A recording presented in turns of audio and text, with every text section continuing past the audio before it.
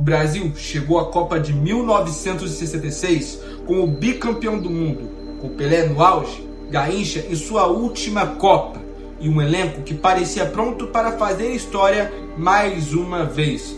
Mas essa Copa terminou de um jeito que quase ninguém esperava, e o que aconteceu dentro de campo mudou o destino da seleção brasileira por décadas.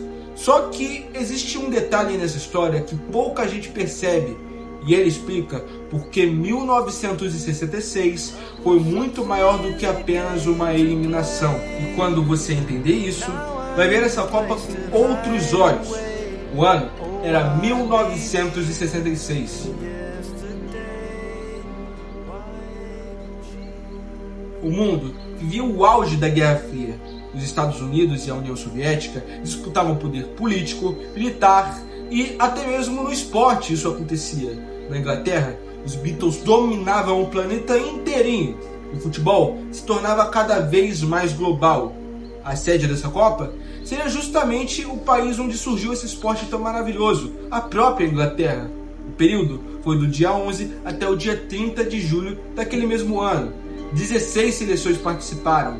Era a 8ª edição do maior campeonato de todos os tempos. Peraí, mãos pro alto, você já deixou o like nesse vídeo? Se você ainda não deixou, vou te dar uma oportunidade agora de início, já que se você está gostando nesse momento do vídeo, você pode confirmar isso já agora. E isso vai nos ajudar muito aqui no canal, para que a gente evolua no nosso trabalho e consiga fazer muitos vídeos ainda melhores que esse. Agora, continuando com o vídeo, o regulamento era até que bem simples. 4 grupos com 4 seleções, classificavam-se apenas os 2 primeiros de cada grupo, depois teria as quartas de final, semifinal, a própria final e nada de segunda chance. Perdeu, tá fora. O Brasil era o atual bicampeão do mundo.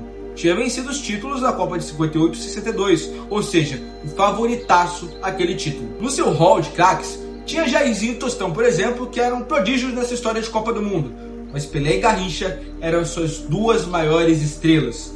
Mas existia um grande problema no meio disso tudo. A seleção estava bem envelhecida e o planejamento foi extremamente confuso.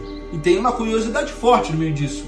O Brasil levou 44 jogadores convocados antes da lista final.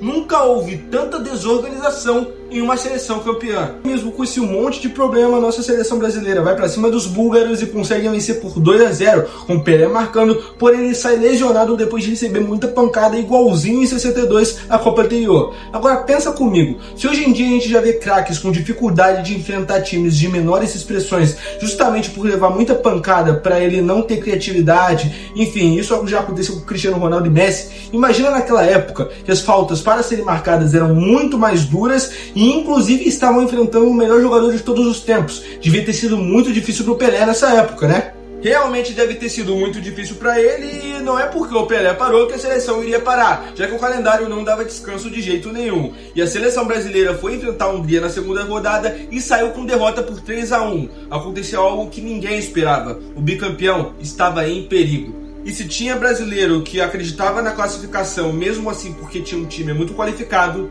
a terceira rodada foi um baque. Portugal tinha Eusébio. Pelé voltou, mas voltou ainda machucado, não estava 100%, e foi novamente caçado em campo. O Brasil perdeu por 3-1, o inimaginável aconteceu, e foi eliminado ainda na fase de grupos. Uma das piores campanhas da história da nossa seleção. E o bicampeão do mundo estava fora.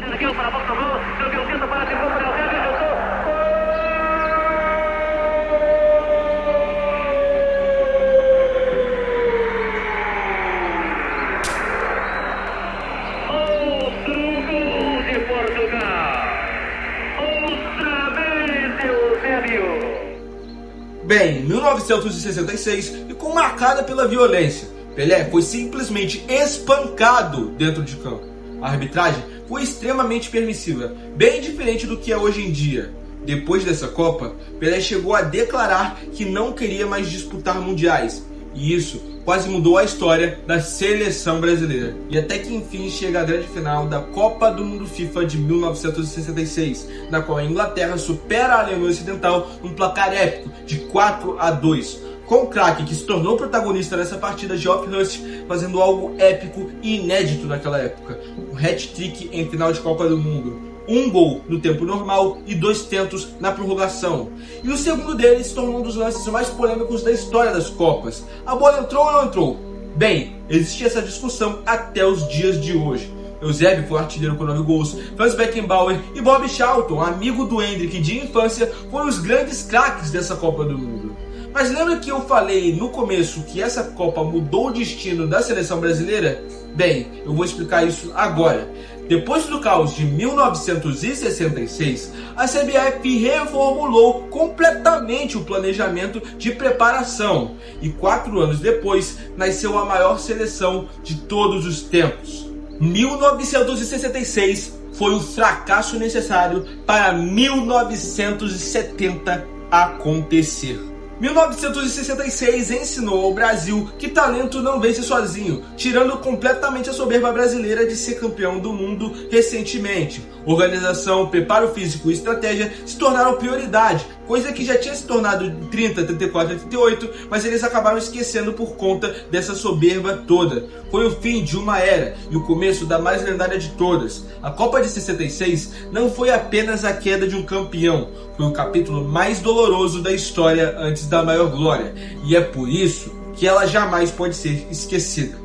Pra você, torcedor, qual foi a parte que mais te marcou nessa história? O fato do Pelé ter se machucado, mas ter jogado mesmo assim contra Portugal na fase de grupos, a própria campanha do Brasil que decepciona todo mundo, ou o fato também de até hoje ter um gol que é discutido desde 1966 se ele foi validado ou não? Bom, eu queria que você deixasse nos comentários e agora eu vou te pedir o que todo youtuber faz, só que aqui é diferente e você não faz igual em nenhum outro canal. Você faz o seu primeiro gol deixando o like, você se inscreve no canal fazendo o seu doblete, você comenta no vídeo fazendo o seu hat-trick. Para você fazer o 4º gol, você aperta o sininho das notificações para não perder mais nenhum vídeo. E para o 5º, você só toca pro seu amigo do lado, você compartilha para ele, que aí ele vai fazer o 6º, aí vai passando para vários outros, para inclusive ajudar no nosso canal e fazer uma goleada ainda maior na concorrência.